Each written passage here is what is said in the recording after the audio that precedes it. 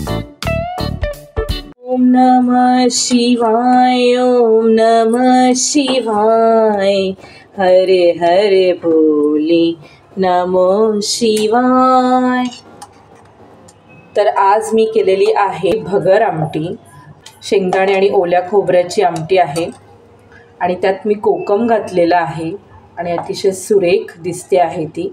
यामध्ये लाल तिखट वगैरे नाही, मिरची घातलेली आहे आणि इथे पांढरी भगर अशी झालेली आहे।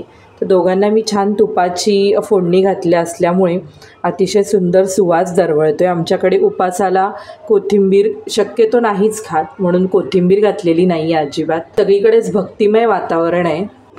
महिला दिन आणि महाशिवरात्री असा दुग्ध शर्करेचा योग आलेला आहे, म्हणजे महिलांनी जास्त काही काम करू नये, आज उपासाचंच तेवढं करावं अशी प्रत्यक्ष शिवशंकराची इच्छा असावी। तुम्ही काय केलं फराळाला? मला नक्की कमेंट करून सांगा।